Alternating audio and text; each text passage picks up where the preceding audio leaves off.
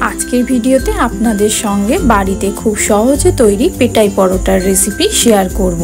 বাড়িতে এইভাবে একবার পেটাই পরোটা বানিয়ে খেলে দোকান থেকে আর কিনে খেতে ইচ্ছা হবে না। আশা করি পেটাই পরোটার এই রেসিপি ভালো লাগবে। রেসিপি ভালো লাগলে চ্যানেল সাবস্ক্রাইব করে পাশে থাকতে ভুলবেন না।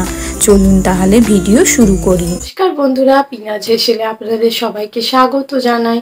আমার চ্যানেলের ভিডিওগুলি ভালো লাগলে আমার চ্যানেলটি কিন্তু অবশ্যই সাবস্ক্রাইব করুন। শুরুতেই পেটাই পরোটার ডো তৈরির জন্য একটা পাত্রে 1 কাপ পরিমাণ ময়দার মধ্যে দিয়ে দিচ্ছি 2 চামচ পরিমাণ টক দই, সেই সাথে দিয়ে দেব 1/2 চামচ পরিমাণ নুন, দিয়ে দেব 1 চামচ পরিমাণ চিনি।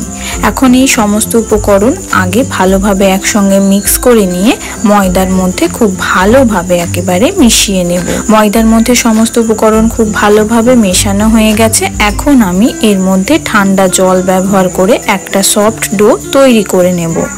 ডো তৈরি করা হয়ে গেলে ডোয়ের উপর থেকে 1 চামচ পরিমাণ সাদা তেল দিয়ে আরও একবার খুব ভালোভাবে মেখে নিচ্ছি।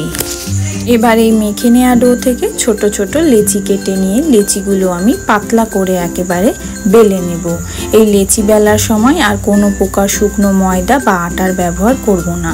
পাতলা করে বেলা হয়ে গেছে। এখন এর উপর থেকে অল্প একটু তেল ব্রাশ করে এক পাশ থেকে রোলের আকারে মুড়ে দেব। খুব ভালোভাবে কিন্তু এই কাজটা করতে হবে। এই কাজটার ফলেই কিন্তু পরোটার মধ্যে ছেঁড়া ভাবটা খুব সহজেই চলে আসবে।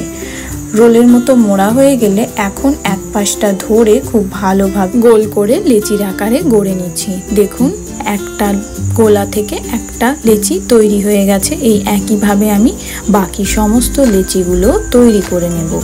সমস্ত লেচি তৈরি হয়ে গেছে। এখন লেচিগুলো আমি 10 মিনিটের জন্য রেস্টে রাখবো। 10 মিনিট পর একটা করে লেচি নিয়ে আলতো হাতে আমি একেবারে খুব সুন্দরভাবে রুটির আকারে বেলে নেব। খুব বেশি পাতলা করে বেলতে যাবেন না, আবার খুব বেশি চাপ দিয়েও বেলতে যাবেন না। একেবারে হালকা হাতে এই রুটি বেলার কাজটা করতে হবে। দেখুন, খুব সুন্দরভাবে গোল করে আমি বেলে নিয়েছি পরোটাটা। এখন গরম তাওয়ায় পরোটাটা সেকার জন্য দিয়ে দিলাম। হালকা থেকে মাঝারি আঁচে পরোটাটা উল্টে পাল্টে 2 থেকে 3 মিনিট প্রথমে সেকে নেব।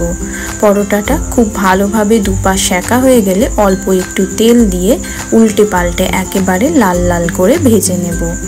আশা করি খুব সহজে তৈরি পেটাই পরোটার এই রেসিপি আপনাদের ভালো লেগেছে। রেসিপিটি ভালো লাগলে বাড়িতে একবার হলেও বানিয়ে কিন্তু অবশ্যই ট্রাই করবেন। 2 থেকে 3 মিনিট সময় ধরে সেকার পরই পরোটার মধ্যে কিন্তু খুব সুন্দর লালচে রং চলে এসেছে। এখন পরোটাটা আমি তাওয়া থেকে তুলে নেব। বাড়িতে একবার হলেও বানিয়ে দেখুন পেটাই পরোটার এই রেসিপি। বাড়ির সকলের কিন্তু খুব ভালো লাগবে। এখন এই পরোটাটা আমি একটা প্লেটে পরিবেশন করে নেব।